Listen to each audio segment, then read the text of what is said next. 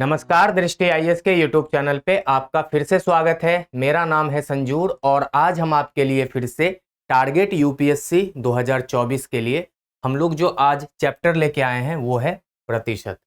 तो जैसा कि आप लोगों ने अभी पिछले एपिसोड में कोडिंग डिकोडिंग के 3 पार्ट को समाप्त कर लिया था, इस तरह हमारा एक चैप्टर मैथ्स का और एक चैप्टर रीजनिंग का अभी तक खत्म हो चुका है। मैथ्स में हम लोगों ने नंबर सिस्टम किया है और रीजनिंग में हम लोगों ने कोडिंग डिकोडिंग किया है। टोटल 6 क्लास किया है हम लोगों ने और जिसमें कि 2 चैप्टर को हम लोगों ने देखा है। आज हम लोग प्रतिशत करेंगे, परसेंटेज। इसका भी हम लोग पार्ट 1 करेंगे, पार्ट 2, पार्ट 3 हम लोग दूसरे एपिसोड और तीसरे एपिसोड में कर लेंगे। इस तरह आपके परसेंटेज को भी हम लोग 3 पार्ट में करेंगे, जिसको कि आप इजी, मॉडरेट और डिफिकल्ट लेवल कह सकते हैं, या पार्ट 1, पार्ट 2, पार्ट 3 आप जैसे भी इसको नाम दे सकते हैं, अपने हिसाब से दे लीजिएगा। तो आज का ये होगा episode number 13। 12 episode practice series के हो चुके हैं, जिसमें कि 6 मिक्स क्वेश्चन के हो रखे हैं और जिसमें कि 6 चैप्टर वाइज हो रखे हैं। तो आप लोगों ने टेलीग्राम से अभी तक पीडीएफ डाउनलोड कर लिया होगा और वहां से वीडियो को भी देख लिया होगा और पीडीएफ से प्रैक्टिस भी आप लोगों ने कर लिया होगा। कमेंट में बहुत बच्चों ने अभी भी अपना उत्तर नहीं दिया है, जो मैंने आपसे क्वेश्चंस पूछा था लास्ट एपिसोड में कोडिंग डिकोडिंग के। और हाँ, उसमें एक प्रश्न में कहीं पे आप लोगों ने कमेंट किया है कि डी का रिवर्स मैंने 19 बता दिया है या ऐसे कुछ है, तो आप उसको करेक्ट कर लीजिएगा। वो हो सकता है कि कई बार मतलब लिखने में गलतियां हो जाती है, तो आप उसको ठीक कर लीजिएगा। वहाँ पे जो आप लोग कह रहे हैं कि डी का कोड 22 होगा रिवर्स या 23 होगा, जो भी होगा आप उसको चेक कर लीजिएगा। तो आज हम लोग प्रतिशत करेंगे, प्रतिशत के कॉन्सेप्ट को समझेंगे। जो भी हम लोग 8-9 क्वेश्चन करेंगे आज हम लोग, अब 5 क्वेश्चन से हम लोग कोशिश करेंगे कि 8-9 इतने क्वेश्चन कर लें, जिससे कि आपकी तैयारी बेहतर हो सके। तो चलिए हम लोग प्रतिशत के सबसे पहले थोड़ा कॉन्सेप्ट को समझते हैं। परसेंटेज, हिंदी में इसको प्रतिशत कहते हैं। अब देखिए, 2 वर्ड है, इंग्लिश में परसेंटेज, हिंदी में प्रतिशत। आपको दोनों से समझाते हैं। यहां पे लिखा हुआ है पर और यहां पे प्र। इसका मतलब है प्रति मतलब एक, और शत का मतलब होता है 100। यहाँ पे सेंटेज का भी मतलब समझ लीजिए 100, मतलब 100 में कितना।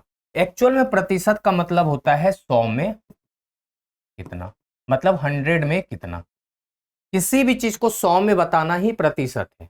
कहते हैं ना कि किसी भी चीज को आप 100 में कैलकुलेट कर दीजिए, वो आपका प्रतिशत हो जाएगा। तो 100 में कैलकुलेट करने के लिए क्या होता है कि किसी भी फिगर में 100 से गुना करके प्रतिशत का सिंबल लगा दीजिए।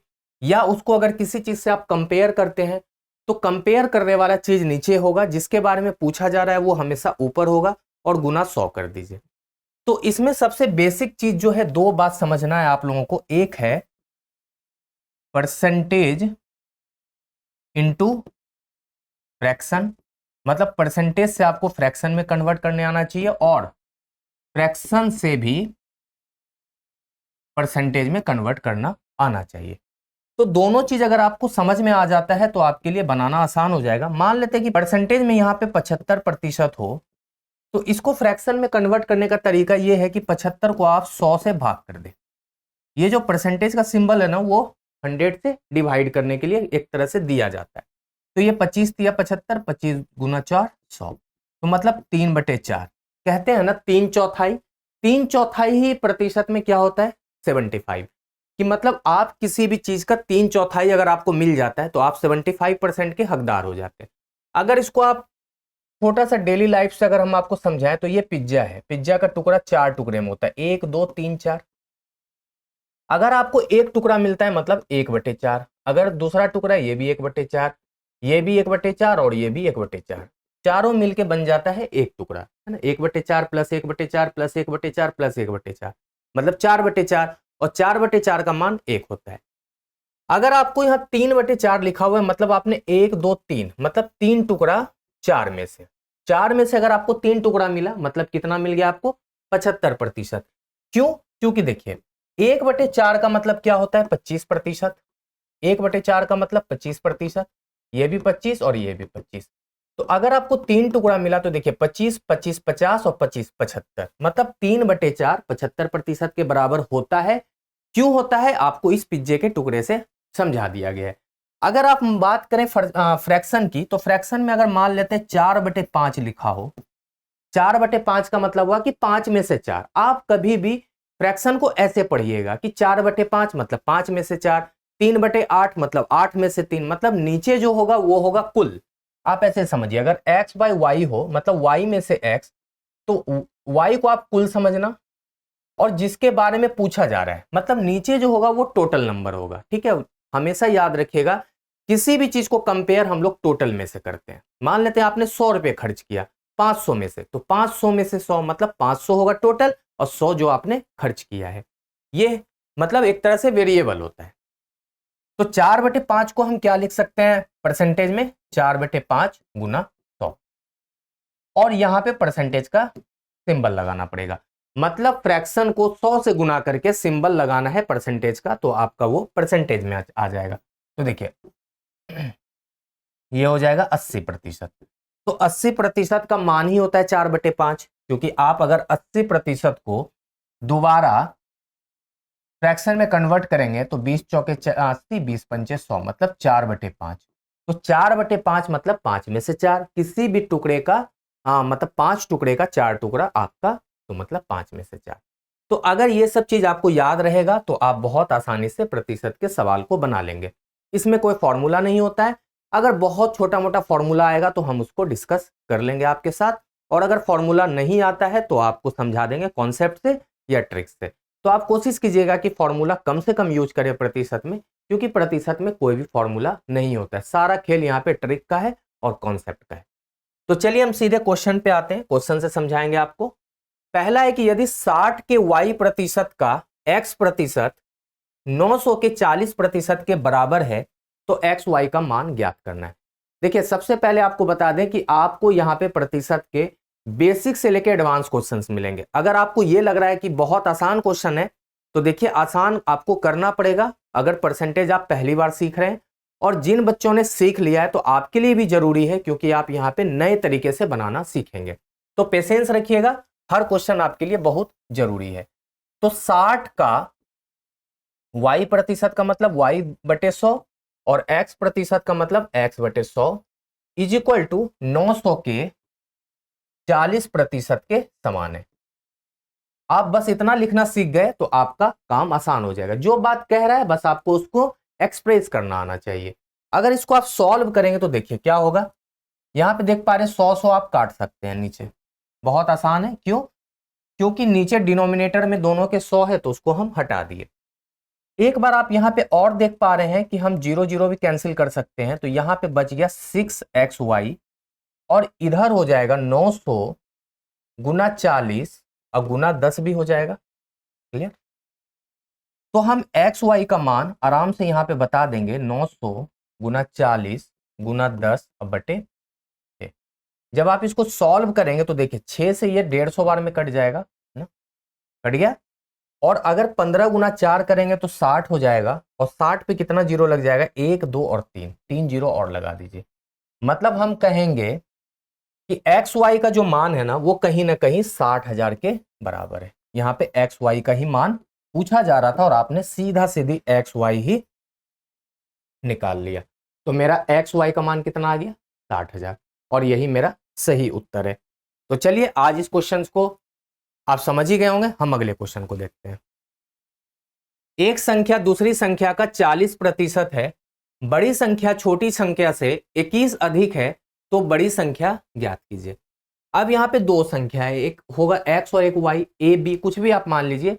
उसमें से एक बड़ी संख्या है और एक छोटी संख्या है। मतलब एक कह सकते हैं कि कुछ भी ज्यादा बड़े, एक भी बड़ा होगा तो बड़ा ही होगा। तो ऐसे सोच लीजिए वो दो संख्या a b है, और आप ऐसे मान लीजिए कि a जो है ना b से बड़ा है। ये भी पहले आप डिक्लेयर कर दीजिए।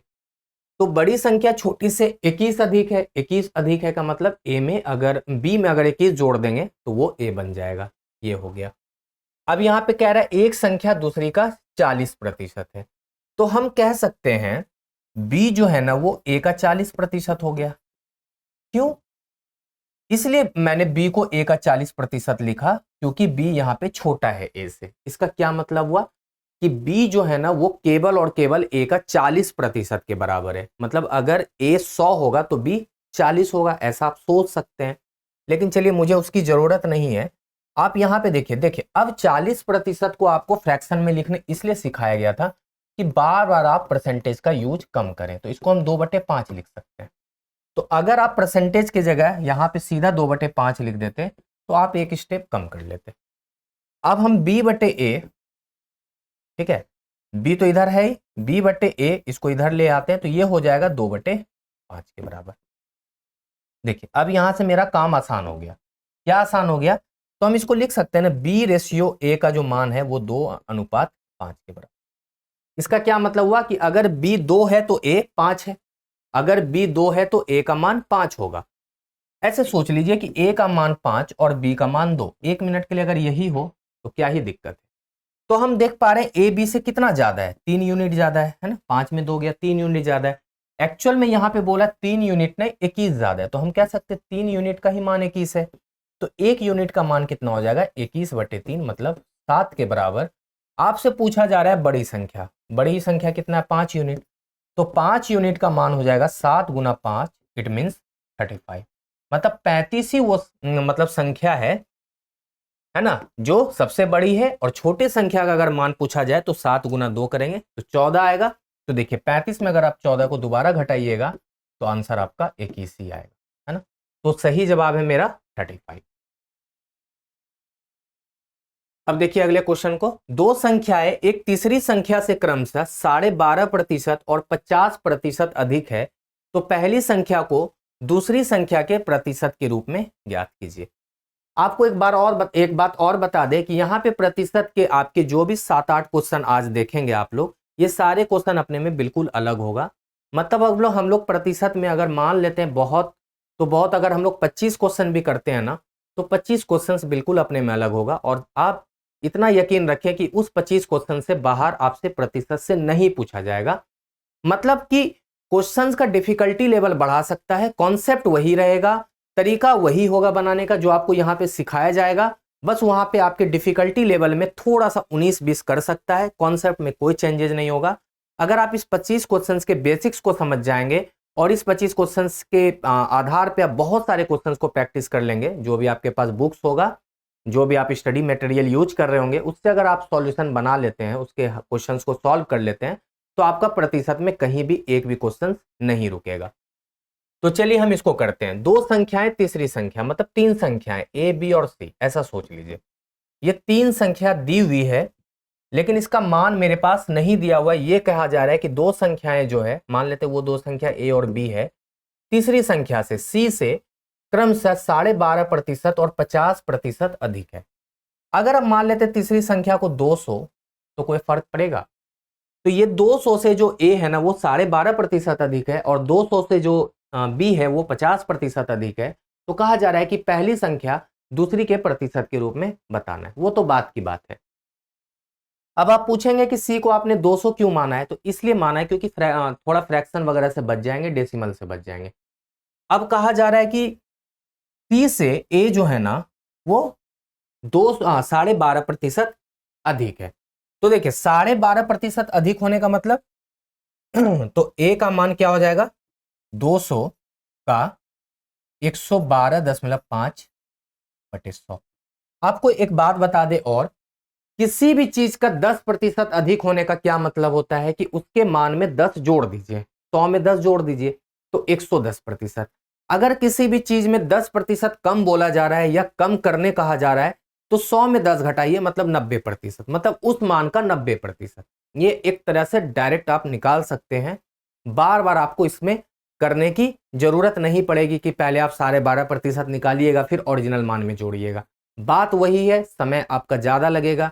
इससे बेटर है कि आप इस कॉन्सेप्ट को ही समझ जाइए कि जब भी बोले कि 20% अधिक है, इसका मतलब है 120% उस मान का। जैसे कहे 30% कम है, तो आप ऐसे समझ जाइए कि उस मान का 70%। 100 को हमेशा आप आधार मानेंगे, बेस मानेंगे, उसी में बढ़ेगा या उसी में कम होगा। आप 200 नहीं लेके चलेंगे ना 500 लेके चलेंगे, क्योंकि प्रतिशत का बेस क्या होता है, 100 होता है। तो इसका अगर हम 112.5% निकालेंगे तो देखिए ये कितना हो जाएगा, 225। ठीक है। और अगर सी का जो बी है ना वो 50% अधिक है। देखिए अब 150/100 लिख रहा हूं ना मैं, तो यहां पे कितना हो जाएगा, 300। अब आपके पास ए, बी और सी का मान आ चुका है, माना गया मान, वर्चुअल मान कह सकते हैं, हमारा काम इससे हो जाएगा। अब आपसे पूछा जा रहा है कि पहली संख्या को दूसरी संख्या के प्रतिशत में बताइए। मतलब पहली संख्या को बताना है दूसरी संख्या के रूप में। इसका क्या मतलब हुआ कि दूसरी संख्या के रिस्पेक्ट में पहली संख्या के प्रतिशत को बताना है। तो जिसके रिस्पेक्ट में पूछा जा रहा है वो हमेशा नीचे रहेगा, जिसके बारे में पूछा जा रहा है वो हमेशा ऊपर रहेगा। अगर मेरे इस बात को आप याद रख लिए तो कभी भी आप कंफ्यूज नहीं रहेंगे कि अरे नीचे क्या लिखें, ऊपर क्या लिखें। बहुत बच्चे कंफ्यूज रह जाते हैं कि क्या लिखें यार, किसके बारे में पूछा जा रहा है। तो ऐसा कुछ नहीं, आप अपने से क्वेश्चन, दो क्वेश्चन हमेशा करना है। पहला क्वेश्चन किसके बारे में पूछा जा रहा है, तो जैसे इसका जवाब आएगा कि ए के बारे में पूछा जा रहा है तो बस ऊपर ए रख दीजिएगा। जैसे आप अपने से क्वेश्चन किए कि किसके रिस्पेक्ट में पूछा जा रहा है तो जवाब आपका आ रहा है कि बी के रिस्पेक्ट में पूछा जा रहा है, तो आप बी को नीचे रखेंगे। उसके बाद आपका काम आसान हो जाएगा। और सबको पता है कि प्रतिशत में कन्वर्ट करने के लिए 100 से गुना करना है, तो वो तो करना ही है।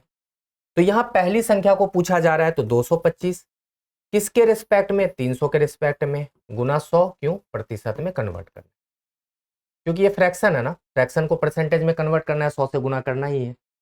अब देखिए आसान हो गया, 100 से 300 कट गया 3 बार में, और 3 से ये कट जाएगा 75 बार में। तो हम कहेंगे कि पहली संख्या दूसरे के 75% के रूप में यहाँ पे दिखेगा। अगले क्वेश्चन को देखते हैं। एक आदमी अपने मासिक वेतन का 40% भोजन पर और शेष का 1/3 परिवहन पर खर्च करता है। यदि वह प्रति माह 4800 रुपये बचाता है जो भोजन और परिवहन पर खर्च करने के बाद शेष राशि के आधे के बराबर है, तो उसका मासिक वेतन ज्ञात करें। देखिए क्वेश्चन बहुत अच्छा है। इसमें आपसे पूछा जा रहा है, ऐसा क्वेश्चन आपको परसेंटेज में बहुत दिखेगा जहां पे आपके वेतन से रिलेटेड होगा, या आपके मान लेते हैं एग्जाम से रिलेटेड क्वेश्चन होगा, इलेक्शन से रिलेटेड क्वेश्चन होगा। ऐसे क्वेश्चंस को एक ही कॉन्सेप्ट पे बनाया जाता है, सबका एक ही तरीका होता है। इसलिए ऐसा मत बोलिएगा कि आप तो कह रहे थे कि 25 क्वेश्चन बताएंगे, दुनिया में जितना परसेंटेज का क्वेश्चन है सॉल्व हो जाएगा।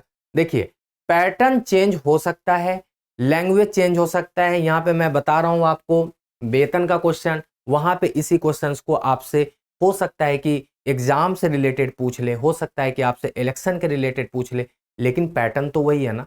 तो पैटर्न को भी समझना है आप लोगों को, सिर्फ क्वेश्चन मत रट लेना कि मैंने वेतन का एक क्वेश्चन कर लिया तो अब ऐसा ही क्वेश्चन मिलेगा, बस डेटा चेंज हो जाएगा। तो ऐसा नहीं होता, क्योंकि क्वेश्चंस बनाने वाले के पास बहुत तरीका है, किसी भी तरीके से क्वेश्चन को फ्रेम किया जा सकता है। तो यहाँ पे मासिक वेतन का 40% भोजन पे, तो फूड पे 40% खर्च हो जाता है।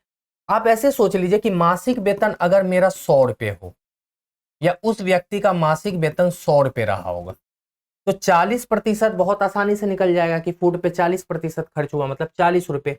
और शेष का, अब देखिए अगर 40% खर्च कर दिया तो शेष कितना बचा उसके पास, तो 100 में 40% घटा देंगे, 60% उसके पास बच गया है। उसका 1/3 परिवहन पर, तो देखिए किसका, शेष का, तो परिवहन पर 1/3 मतलब 60 का 1/3 खर्च कर दिया परिवहन पे, मतलब 20%।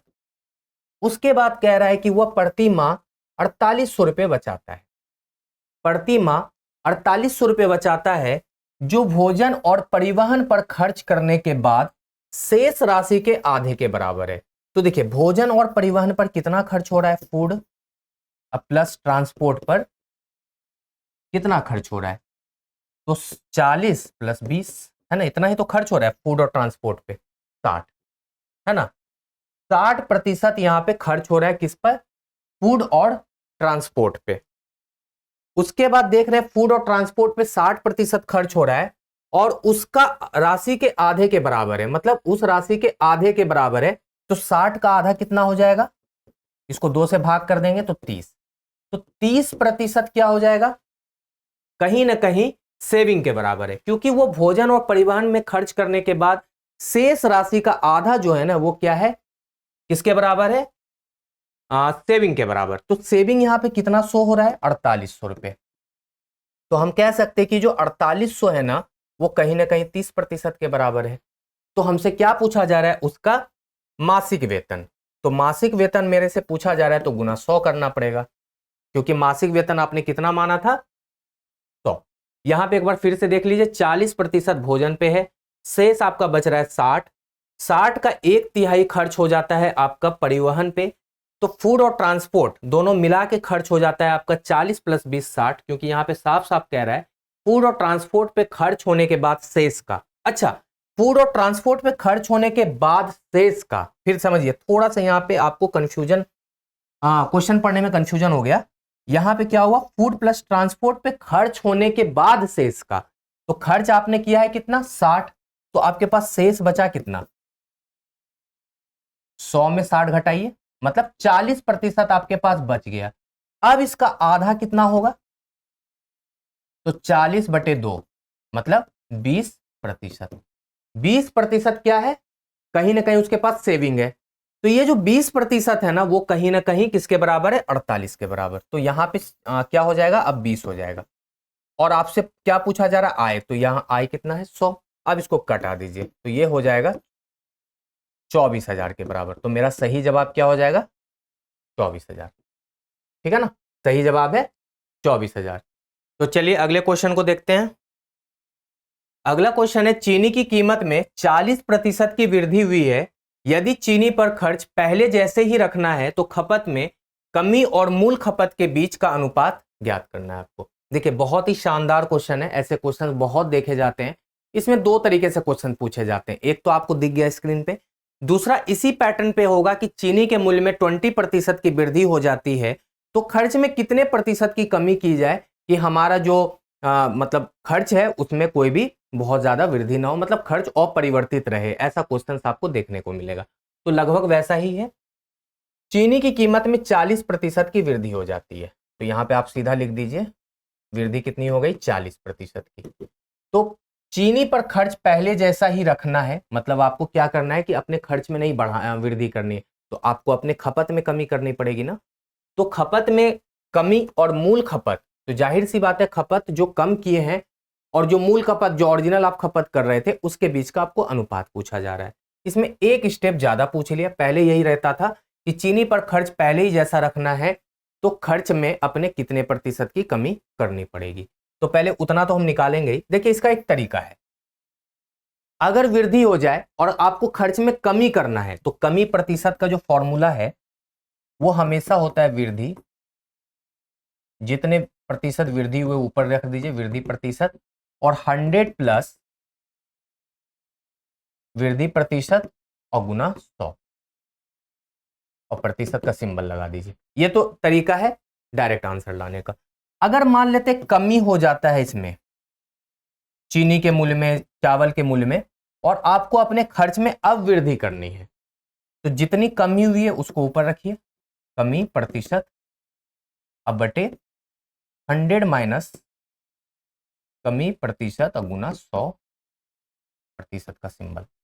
अब कुछ लोग पूछेंगे कि एक जगह आपने प्लस किया है और एक जगह माइनस किया है, ऐसा क्यों, तो मैं बताता हूं। यहां पे प्लस इसलिए क्योंकि वृद्धि हुई है, मतलब 100 का कीमत था अब 140 में मिल रहा है, 40% अगर वृद्धि हुई है। और यहां पे कमी में माइनस क्यों, क्योंकि अब 100 का सामान था वो 60 में मिल रहा है। तो ध्यान रखिएगा, और ऐसे भी आप याद रख सकते हैं, वृद्धि मतलब प्लस और कमी मतलब माइनस। ऊपर वही चीज रहेगा जो क्वेश्चन में दिया रहेगा, चाहे कमी हो या वृद्धि हो, जो प्रतिशत रहेगा आप एज इट इज छाप दीजिए उसको, गुना 100 करना ही पड़ेगा, आपका उत्तर आ जाएगा। तो यहां पे कमी प्रतिशत कितना हो जाएगा, आप इतना देख लीजिए 40, देख लीजिए है ना, 100 प्लस 40 और गुना 100। जब आप इसको सॉल्व करेंगे तो देखिए क्या हो जाएगा, 40/140 गुना 100। फिर से इसको सॉल्व करेंगे, देखिए 2 दूना 4, 2 सत्ते 100, 14, ठीक है ना। तो 200/7%, मतलब आपको अपने खर्च में 200/7% की कमी करनी पड़ेगी। ये तो हो गया पहला उत्तर जब क्वेश्चन सिर्फ इतना ही दिया रहे, लेकिन यहां पे पूछ लिया अनुपात, पहले की कमी में और मूल खपत में कितना आपने कमी किया है और आपका जो मूल खपत है। अब देखिए जो 200/7 है ना, यहां पे लिखते हैं दिखेगा, ये जो 200/7 है ना प्रतिशत में, आप इसको फ्रैक्शन में कन्वर्ट करिए सबसे पहले, तो क्या हो जाएगा, देखिए 200/7 और गुना 100, फ्रैक्शन में कन्वर्ट करने के लिए 100 से भाग, तो ये हो जाएगा 2/7। ये जो 2/7 फिगर है ना, ये हो जाएगा मूल। देखिए नीचे जो रहेगा वो ओरिजिनल होता है, मतलब मूल, मतलब आप जो रियल में खर्च कर रहे थे, और ये है कमी, क्योंकि आप यहां पे कमी निकालें। तो आप मूल आपका खपत था 7 और कमी अब कर रहे हैं आप 2 की, तो आपका अनुपात क्या हो जाएगा? बहुत आसान हो गया ना, अनुपात बराबर हो जाएगा 2:7। अगर आपसे यह पूछा जाए कि अब आप कितना यूज कर रहे हैं चीनी को, तो पहले आप करते थे 7 और अब कम कर दिए 2, तो अब यूज कर रहे हैं आप 5। मतलब सोच लीजिए, अगर आप पहले 7 किलो चीनी यूज कर रहे थे, अब आप 2 किलो कम यूज करना शुरू कर दिए, तो अब आप केवल और केवल चीनी 5 किलो यूज करते हैं।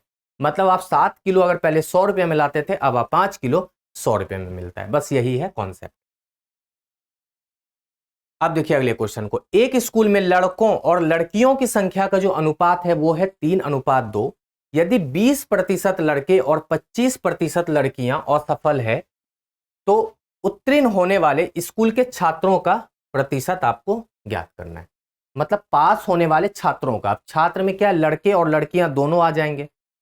एक स्कूल है, लड़के और लड़कियों की संख्या का अनुपात है 3:2।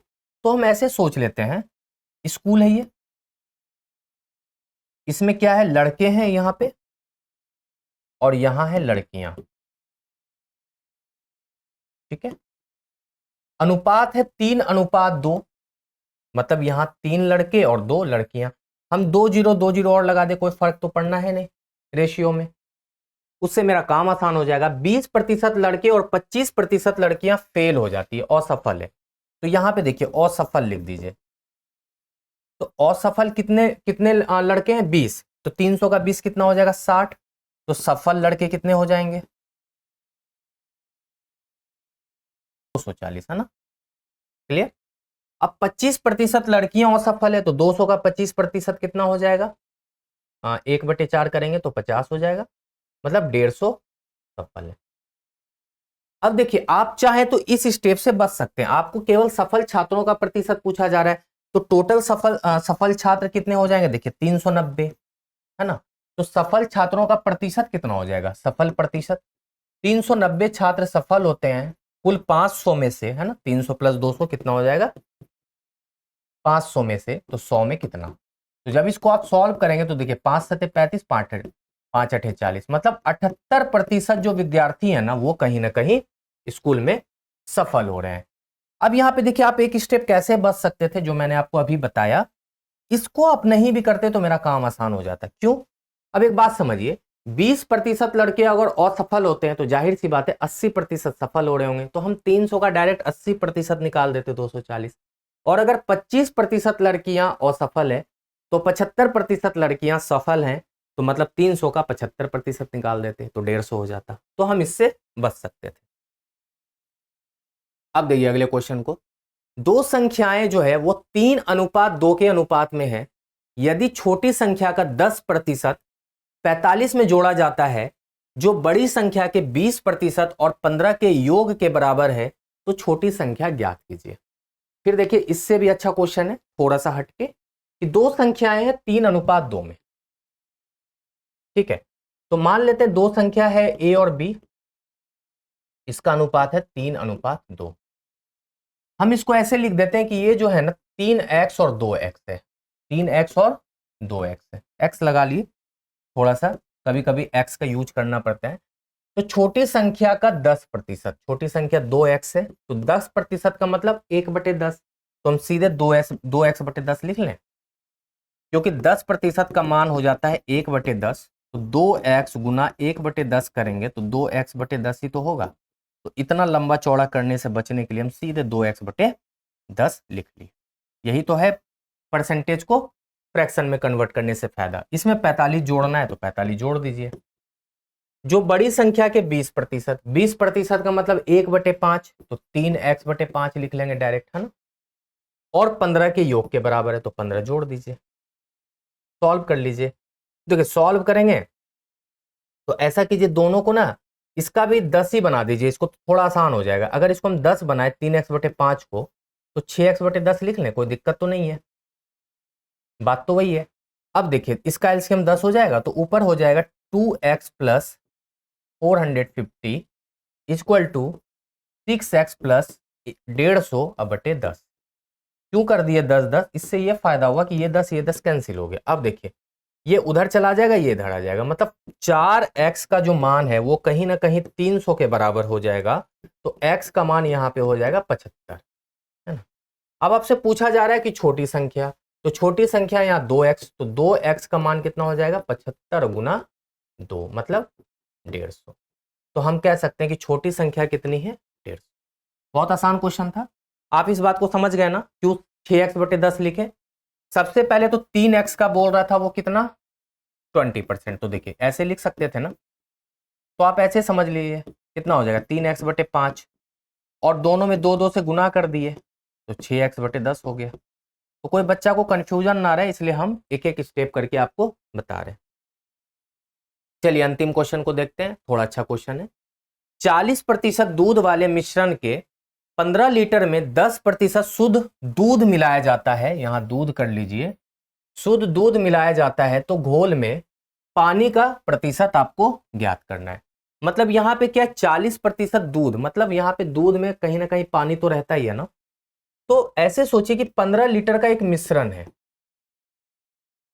जिसमें दूध और पानी दोनों है, और 40% क्या है उसमें दूध है 15 लीटर में, तो दूध कितना हो जाएगा 15 का 40%। जब आप इसको सॉल्व करेंगे तो ये हो जाएगा 6 लीटर, है ना। 6 लीटर दूध है तो बचा 9 लीटर पानी। अब 6 लीटर दूध है और उसमें क्या हो रहा है ना कि 10 लीटर दूध को मिलाया जाता है, और वो दो दूध है वो है शुद्ध। तो 6 लीटर शुद्ध दूध में 10 लीटर और दूध मिल गया, तो कितना हो जाएगा 16 लीटर दूध। लेकिन मिश्रण कितना हो गया, तो पहले देखिए पहले मिश्रण था 15 लीटर, 10 लीटर अगर आप दूध और डाल दिए तो मिश्रण कितना हो जाएगा 15 + 10 25 लीटर। मतलब जाहिर से बात है ना, दूध बढ़ा तो मिश्रण भी तो बढ़ गया ना। मतलब अब 16 लीटर दूध है और 25 लीटर मिश्रण है। तो अब आपको दूध का प्रतिशत ज्ञात करना है या पानी का प्रतिशत ज्ञात करना है। देखिए यहां पे थोड़ा सा चेंज कर दिया, आपसे दूध का ना पूछ के किसका पूछा गया है, पानी का प्रतिशत, ना कि दूध का। तो यहां पे हम देख पा रहे हैं दूध है 16 लीटर, कितना है 16 लीटर, तो पानी कितना हो जाएगा, पानी तो 9 ही लीटर था, 9 ही लीटर रहेगा ना, ऐसे भी देख लेते, 6 के बाद 9 ही बचा था, तो 25 में 16 घटा दीजिए, तो आपका 9 लीटर यहां पे क्या है पानी है। अच्छा 9 लीटर पानी है कितने में 25 लीटर में, तो परसेंटेज क्या हो जाएगा परसेंटेज पानी, तो 9 लीटर पानी है 25 लीटर में, तो 100 में कितना, यह तो पूछा जा रहा है। तो 25 गुना 4 9 चौके 36%, तो आपको 36% यहाँ पे करना पड़ेगा। तो 36% आपका यहाँ पे पानी है, वहां पे दूध का आपको ऑप्शन में दिया गया था, एक्चुअली में पानी का पूछा जा रहा है तो पानी का प्रतिशत यहाँ पे 36 हो जाएगा। अगर दूध का पूछा जाता है तो यहाँ 16 रखते तो 25 गुना 4 100 और 16 गुना 4 64% आता। तो मतलब 64% अब दूध है और 36% आपका पानी है। तो इस तरह आज हम परसेंटेज के लगभग 8 क्वेश्चन को कर चुके हैं, और 8 क्वेश्चन आपस में बहुत अच्छा था, सब अपने में बढ़िया क्वेश्चन था।